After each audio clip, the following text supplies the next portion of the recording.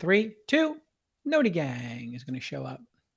All right, we are doing tomorrow's news today. If you're here on the live stream, you're part of the Noti Gang who gets to see me do the news live. And tomorrow's show will be part three of the startup checklist, which Part is four. Part four of the startup checklist. Christopher, Alex, you're the first two Noties in here, both from YouTube. Joe, Frank, Barber, Will, and Chester. The rest of my Noties coming in strong, coming in hot. It's going to be a quick one, everybody, because we're just going to do a quick story about Condé Nast forcing employees to go back to work. That'll be the first news story on top of tomorrow's story. Tomorrow's story is going to be the startup checklist part 4. And we do checklist items 31 to 40. And it's about product. So it's really good. And so if you're a startup founder, you'll like that. So I have my QuickTime running. Got my Coke Zero. All right, here we go. In 3, 2. All right, everybody, our first story today. Condé Nast wants employees to come back to work, but a bunch of the unions are fighting it. So here's a little background if you don't know who Condé Nast is. They produce something called print magazines. You may have never. Condé Nast produces something called print magazines. Now, you may never have experienced these, but they're available at this thing called newsstands or in the Postal Service, which is a mail service that you've also probably never experienced if you're listening to this publication. I kid. They do Vogue, Wired, Vanity Fair, The New Yorker, GQ, Bon Appetit. They bought Pitchfork. And so they are a New York institution. Their parent company is called Advanced Publications. It's a private company. They own a whole bunch of Reddit, which they bought for a song, and now it's going to throw billions of dollars to their bottom line when they go public at some point. But they're a private company. That means most people will not know their revenue, profits, et cetera, and they have a very long-term view. They're owned by a family. And so in a leaked metrics article to the information in March of 2021, Condé Nast had revenue of approximately $1.5 billion, according to an unnamed source. Information is pretty credible, so I would not necessarily take that with a grain of salt. I might take it with 5 grains of salt. Their CEO had said they were unprofitable in 2020, but according to this information article, executives hope to break even next year. Really tough to be in the magazine business and to make that conversion over to digital. Yesterday I was on Twitter and I saw that the New Yorkers Union had posted on Twitter the following thread. And I'll just read it to you. Last week, our RTO working group met with Condé Nast to express serious concerns about their mandate to return to the office on November 15th. The plan is unsafe. And Condé is in violation of New Yorker Union and P4K, I guess that's Pitchfork Union contracts, and the status quo of the Wired Union, Wired magazine. Condé Nast is evading essential questions about safety protocols, and their vague RTO strategy, return to office, I guess, is insufficient in light of high rates of transmission and a union that demands a robust plan. We therefore ask Condé to rescind their RTO date. They refuse. In Friday's meeting, management implied that because we aren't in the office, we aren't actually working, a baseless bad faith insult, particularly given CEO Roger Lynch's recent characterization of 2021 as a banner year. We are proud of our contracts. Condé Nast continue to pretend that they can unilaterally change our working conditions, but they are wrong. We have already filed ULP charge for Wired Union. Owing to the company's unlawful violation of status quo working conditions, we know our rights. We're not afraid to assert them collectively. Okay, so to put this in context, the question is, are we ever going to return to offices? And does an employer get to say we're returning to offices? Now, in New York City, the current 7-day average cases is under 1,000. Average for deaths is 9, 7-day average. So essentially people dying of COVID or getting COVID might be, some of them dying with COVID. They were going to die anyway. They got COVID. Of course, some of them might be unvaccinated. I guess that the deaths are almost all unvaccinated.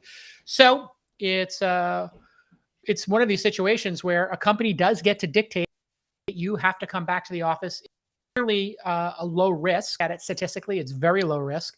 Probably similar as this pandemic turns into an endemic.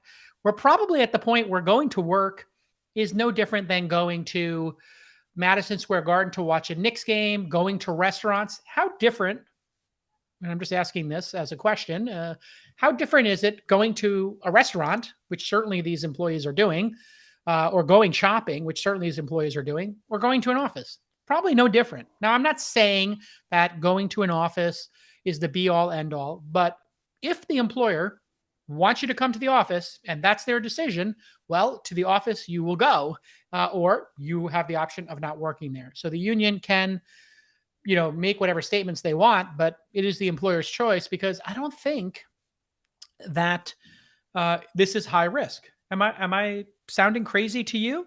I have seen many people going to the Lakers games, the Knicks games. They don't have masks on. I see people in restaurants with no masks on. Seems like as of today, in New York City, it's reasonable to go to an office to work. And if you were scared about that, I mean, I don't know how closely packed together they are, but I know Condé Nast has a ton of money, and certainly they have tons of office space. So they could spread people out. They could have all kinds of cleaning crews. Not that contacting with a desk is how you get it. And certainly they could mandate to come back to the office. You have to have 2 shots or a booster, or even wear a mask, could be optional or not, depending on, I guess, if you have an office. So I think, and I'm wondering, this is the only standoff I know about, because here in the Silicon Valley, Google, Apple, Facebook, Amazon, they all pushed their return to work back to January.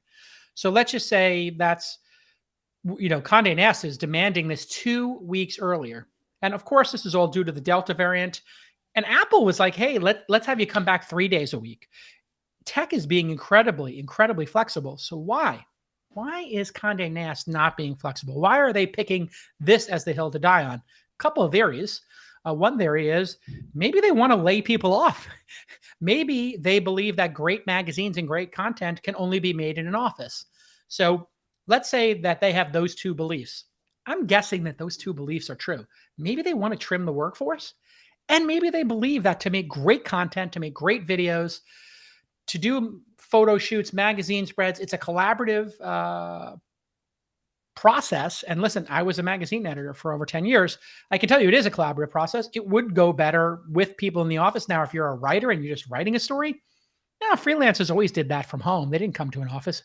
Going into an office and typing on a computer is no different than typing on a computer in your home or apartment. So it does seem for artists that it would be pretty cool to be in an office together. So, the other difference here is Condé Nast losing money in a, negative spiral maybe, or in a dying industry or a challenged industry in big tech.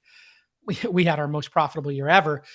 So this to me seems like a really interesting, notable case for us to watch, because I actually think what's going on here is, and I hate to be a cynic, and maybe I'll be proven wrong.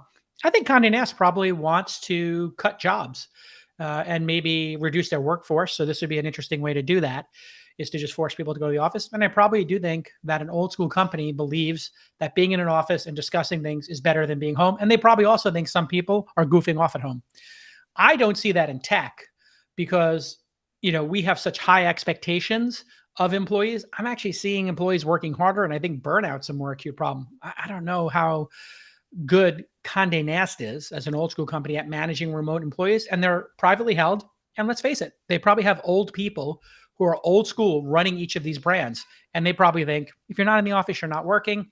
So it could be a cultural thing. But certainly this is one to watch, because remember with Apple, they expected employees to return 3 days a week, and they got massive pushback. They still don't have a hard date. They're waiting to see what happens with Delta. And they had a couple of petitions that returned, 1,000 signatures. They're petition crazy at Apple now. Amazon has left returning to the office up to individual teams. So each team is going to make a decision. I think that's what we're going to see for most companies, is that this is a negotiation.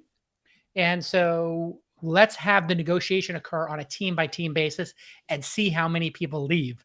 So if my team, in Amazon Prime or Amazon Web Services doesn't come to the office and people resign, okay, we got an early warning system. So that's this grand dance that is occurring. And now each team will decide what's best for them, because at the beginning of COVID, Amazon was gung-ho. We're all coming back to the office. Now we look at Google. They have scheduled it for January 10th. The initial date was September. That was moved due to Delta, and employees will have at least a 30 days heads up in advance. so they can return to office. In other words, if you're in Hawaii, if you're in Tahoe skiing, if you're in Austin, living with your friend or cousin, yeah, we'll give you 30 days so you can relocate back to the Bay Area, which I think we all know is happening. Google may also cut salaries of people who move to less expensive areas. So that is the other hand-wringing that's going on. People gave people cost of living adjustments in their salary for the last decade here in Silicon Valley because it was so damn expensive. So people would get literally an extra, I'm not talking about 10K, they might get an extra 30K for living here. Certainly, I've seen that in the companies I've invested in. Hiring somebody here who's a senior executive, the first thing they're going to say to you is, I got to go to private school because the public schools are terrible in San Francisco. Buying a home is $2 million instead of $1 million. So I need an extra $5K a month, an extra $60K for that. I need another $50K for private school. And now you're like, okay, you got to put $100K on top of this package. And maybe they ask for an extra $300K. So a CFO that would normally cost $250 now costs $500 just for the cost of living expense. I'm talking about senior executives here in very well-funded startups that are in like the Series B, Series D range. These conversations do occur, and the cost of living is crazy. Did you guys hear the dog barking? Yes, we did. Okay, hold on one second. Hey guys, I'm recording.